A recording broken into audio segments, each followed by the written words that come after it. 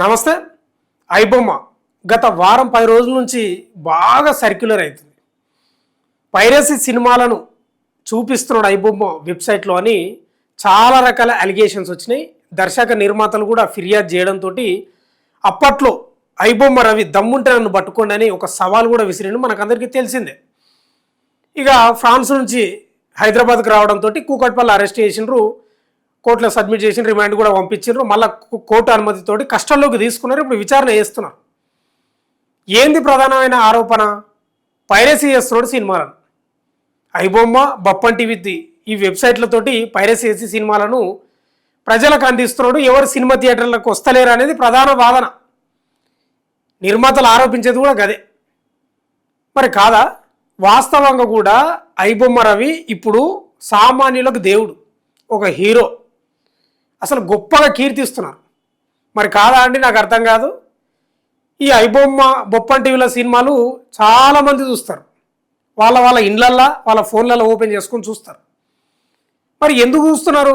Cinema థియేటర్లో cinema విడుదలవుతున్నాయి కదా, ఎందుకు పోతలేరంటే మనకు అందరికీ తెలిసిన విషయమే. ఒక్క సినిమా చూడాలంటే మల్టీప్లెక్స్లా 100 ఖర్చు పెట్టుకోవాలి, 1000 ఖర్చు పెట్టుకోవాలి.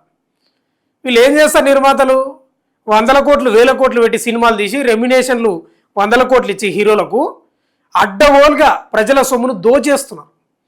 వీళ్ళు పెట్టిన పెట్టుబడి అంతా ఒక వారం 10 రోజులనే రావడానికి ప్రభుత్వం దగ్గర అనుమతి తీసుకొని మల్టీప్లెక్స్లలో అడ్డగోలుగా రేట్లు పెంచి ఆ డబ్బులంతా వసూలు చేస్తారు. ఇక సామాన్యులు ఎట్లా పోయి సినిమా చూస్తారండి? 4 కుటుంబ సభ్యులు పోవాలంటే ఎంత ఖర్చు అవుతుంది? 5000 6000 అవుతుంది. సరే, సినిమా ఖర్చు అక్కడ పెడదాం. లోపల తినుబండారాలు, పాప్కార్ను, థమ్సాపో, సమోసాలో ఏది ఇట్లా ముట్టుకుంటే అయిపోయాయి. ముట్టుకుంటే 100, 200, 300, 400. ఏమన్నా సిగ్గుండాలి కదా? ఉండాలనా లేదా? ఇవాళ ఏం చెప్తున్నారు వీళ్ళు? పైరసీ చేయడం నేరం అని చెప్తున్నారు, తప్పని చెప్తున్నారు. మరి మీరు సినిమా టాకీస్లలో అడ్డగోలుగా రేట్లు పెంచి తినుబండారాలకు సినిమా టికెట్ ధరలు పెంచి అడ్డగోలుగా మీరు చేయడం ఏమో కరెక్టా? మీది నేరం కాదా? మీరు దోచుకోవడం కాదా ప్రజల సొమ్మును? రక్తం తాగుతున్నారు, నిజంగా చెప్తున్నా. రక్తం తాగుతున్నారు ఇవాళ. అందుకే ఐబొమ్మ రవి హీరో అయ్యాడు, కీర్తిస్తున్నారు, సామాన్యుల దేవుడు అంటున్నారు. ఒక కుటుంబం పోవాలంటే సినిమాకు శాలరీలు దాదాపు ఎంత ఉంటాయంటే చాలా తక్కువ శాలరీలు ఉంటాయి, 30 40 ఉంటాయి సామాన్య తరగతి కుటుంబ సభ్యుల వల్ల. వాళ్ళు సినిమా చూడాలంటే ఫ్యామిలీతోటి పోయి దాదాపు 5-6 వేలు అవుతుంది. మల్టీప్లెక్స్లో నేను చెప్పేది, తిను బండాల దగ్గరికి అవన్నీ కలిపితే 5-6 వేలు అవుతుంది, 100% అవుతుంది. ఏడ చూస్తాడు సినిమా? చూస్తారా? ఇప్పుడు అందరు నాలాకు ఉండరు కదా, నేనంటే సినిమాలు చూడను. అందరు నాలాకు ఉంటారా? వినోదం చూడాలి, సినిమాలు చూడాలి, ఆనందించాలని చాలామందికి ఉంటుంది. అభిమాన హీరోని చూడాలని స్క్రీన్ మీద రకరకాలుగా ఉంటాయి వాళ్ళ ఆశలు. మీరు ఇట్లా అడ్డగోలుగా పెంచుకుంటూ పోయి అసలు ఈ సినిమా టాకీస్లు ఎవరు అండి? నిర్మాతలవే కాదా?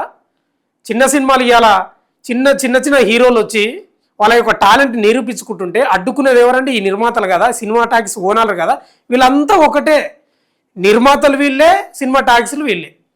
అందుకే ఐబొమ్మలు పుట్టుకొచ్చినాయి. ఐబొమ్మ ఏం చచ్చిపోదు. మళ్ళా ఐబొమ్మ 1 అనేది ఇంకోటి వచ్చింది. అందులో సినిమాలు ఓపెన్ కాలేదు కానీ రివ్యూలు ఓపెన్ అవుతున్నాయి. కాబట్టి వ్యవస్థల లోపం ఉంది. ఐబొమ్మ రవిలో లోపం లేదు, బప్పన్ టీవీలో లోపం లేదు, ఐబొమ్మలో లోపం లేదు, వ్యవస్థల లోపం ఉంది. ఎవరిది ఏమన్నాడు సినిమాలు మిమ్మల్ని? 500 కోట్లు, 1000 కోట్లు, 2000 కోట్లు ఎవరిది ఏమన్నాడా? లేని గ్రాఫిక్స్ పెట్టి అసలు సినిమా అంటేనే కల్పితం, అంతా డూప్, అంతా ఎక్కువ శాతమే. ఇక దాన్ని ఇడిచిపెట్టి మళ్ళా సహజంగా తీయాల్సిన సినిమాలను రకరకాలుగా దాని గ్రాఫిక్స్ చేసి 100 కోట్లు పెట్టి ప్రజల రక్తం తాగుతలేరు మీరు. మీదేమో నేరం కాదా?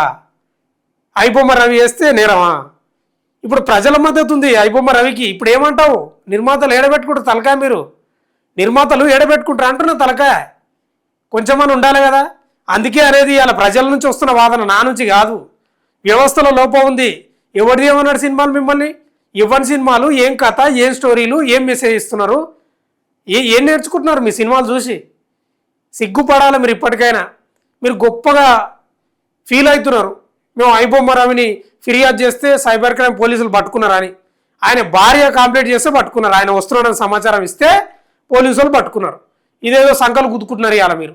మీ విజయం ఏం కాదు, మీరు వ్యవస్థలో లోపం ఉంది, మీ దగ్గర చాలా లోపం ఉంది. సినిమా టికెట్లు ధర తగ్గించాడు. ఈ మధ్యలో వచ్చిన సినిమా ఉంది, రాజు వెడ్స్ రాంబాయ్ అనే చిన్న సినిమా ఉంది. అద్భుతమైన స్టోరీ, మిత్రులు చెప్పిండ్రు, అద్భుతమైన స్టోరీ అంట. సింగిల్ స్క్రీన్ 99 రూపాయలు, మల్టీప్లెక్స్ 105 రూపాయలు. ఇది ఆ సినిమా అంటే. గ్రాఫిక్స్ లేవు, సహజంగా ఉంది సినిమా, న్యాచురల్గా ఉంది, జీవించిన అందులో. అది సినిమా. లేనివి ఏనుగులు, ఆ దున్నపోతులు లేనివి, వాళ్ళు పోయి హీరోలు పోయి దున్నపోతాడు గుద్దుడు, ఇదేవా నాకు అర్థం కాదు. ఇప్పుడు ఐబొమ్మ వెబ్సైట్ను అందరు మూపించారని వీళ్ళు చెప్తారు కదా పోలీసులు, మొత్తం బ్లాక్ చేయించినాం ఐబొమ్మ రవితోటే అని, మళ్ళీ ఉట్టుకొచ్చింది అది. ఇవి వాళ్ళే అన్నారు, సిపి సజ్జనార్, సివి ఆనంద్ గతంలో అరెస్ట్ చేసినప్పుడే అన్నారు, హ్యాకింగ్ చేస్తూనే ఉంటారు, ఇది మనం ఏం చేయలేము, ఇది ఎప్పటికీ మనం ఊహించలేము, ఊహించినా వేరే మిర్రర్ సైట్లు వస్తూనే ఉంటాయని వాళ్ళే చెప్పారు. ఓ వార్త కూడా వచ్చింది, ఏంటంటే అది ఎస్బీఐ పోర్టల్లో ఐబొమ్మ లింక్ అంట. ఎస్బీఐ పోర్టల్లో ఇంకా చూడు ఏడుంది కథ. తట్టుకోగలుగుతారా? ఆపగలుగుతారా? సాధ్యమవుతుందా? మీరు మారండి, నిర్మాతలు మారండి, హీరోలు మారండి. ఎందుకే మీకు హీరోలకు 300 కోట్లు 400 కోట్ల రెమ్యునేషన్? ఏం నరుకుతున్నారు? నిజమైన సీన్లలో నటిస్తారండి వీళ్ళు.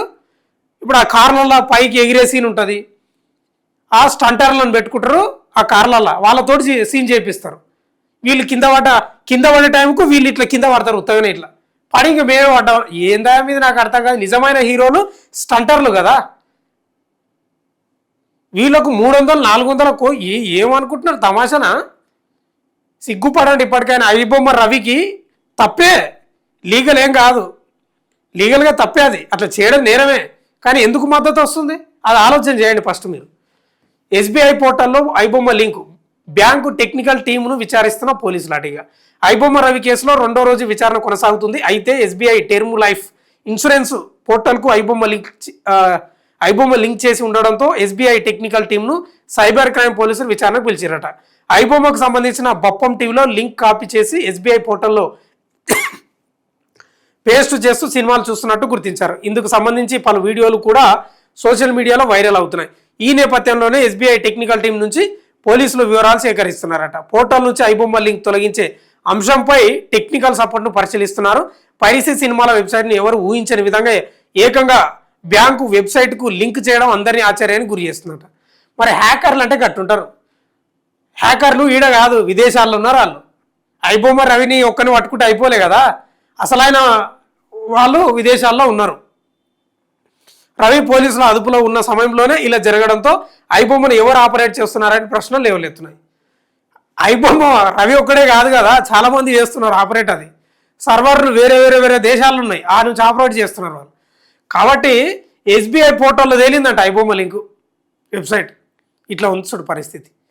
దీన్ని బట్టి ఏం అర్థమవుతుందంటే ఆపలేరు, దీన్ని సమాధి చేయలేరు. కాబట్టి నిర్మాతలు ఆలోచన చేయండి. మీరు డబ్బు కోట్లు సంపాదించుకోవడానికి, అవునా నాకు అర్థం కాదు, మీరు సినిమాలు తీస్తున్నారు కోట్లు ఏం మెసేజ్ ఇస్తున్నారో నాకు అర్థం కాదు. ఏమైనా మెసేజ్ ఇస్తున్నారా? ఓ 4 బతుకులు మార్చే మెసేజ్ ఇస్తున్నారా? 4 మంచి మాటలు చెప్పే మెసేజ్లు ఇస్తున్నారా? 4 మంచి దారిలో నడిచే మెసేజ్లు ఏమైనా ఉన్నాయా? ఏ నరకుడాలు, పొడుసుడాలు, ఆ స్మగ్లింగ్ చేయడానికి ఇవే కదా సినిమాల్లో టపీస్ ఏమున్నాయంటే నాకు అర్థం కాదు. కాబట్టి దయచేసి మీరు ఇప్పటికైనా సిగ్గుతోటి తల దించుకోండి. ఐబొమ్మ రవికి ఎందుకు మద్దతు పెరుగుతుంది, మమ్మల్ని ఎందుకు తిడుతుర్రా అని మీరు కూడా ఆలోచన చేసుకోండి. సినీ నిర్మాతలు, దర్శకులు, హీరోలు కూడా సిగ్గు లేకుండా కోట్లు తీసుకొని సామాన్య ప్రజల రక్తం తాగుతారు మీరు. ఇది ఎక్కడైనా ఇది నేరమా? రేట్లు అడ్డగోలుగా పెంచుకోవచ్చు, వారం రోజులలోనే మీరు పెట్టిన బడ్జెట్ అంతా తెచ్చుకోవచ్చు, సినిమా టాకీస్లల్లో తినుబండారాల రేట్లు అడ్డగోలుగా పెంచుకోవచ్చు. ఇది నేరం కాదు. కానీ ఐబొమ్మ రవి చేస్తే నేరమా? సజ్జనార్ గారు కూడా దీని గురించి ఆలోచన చేయాలి. ఇలా ఏదో గొప్ప చెప్పుకుంటున్నాడు, ఆ సినిమా వాళ్ళని పక్కన కూర్చోబెట్టుకొని ఇంకా మేము సాధించినాం అని ఏదో పెద్ద ప్రగల్భాలు వలుకుతున్నాడు. నిజంగా గతంలో ఏమైనా అత్యాచారాలు, హత్యలు జరిగిన వాళ్ళు ఏమైనా ఉంటే వాళ్ళని కూడా కూర్చోబెట్టుకుని ఇట్లే చేసినావా? చేయలే కదా. కాబట్టి సినీ నిర్మాతలు వీళ్ళే ఆలోచన చేయాలి. మద్దతు ఇంకా పెరుగుతుంది. ఈ వెబ్సైట్ కాదు కదా, నువ్వు ఎన్ని ఊపించినా ఇంకా పెరుగుతూనే ఉంటాయి. వ్యవస్థల లోపం ఉంది, నిర్మాతల దగ్గర లోపం ఉంది, దర్శకుల దగ్గర, హీరోల దగ్గర లోపం ఉంది. అది గుర్తించి మీరు సరి చేసుకుంటేనేమో మంచిది, లేకపోతే పైరసీ భూతం అనేది ఆగదు. చూస్తూనే ఉండండి మన తొలి వెలుగు.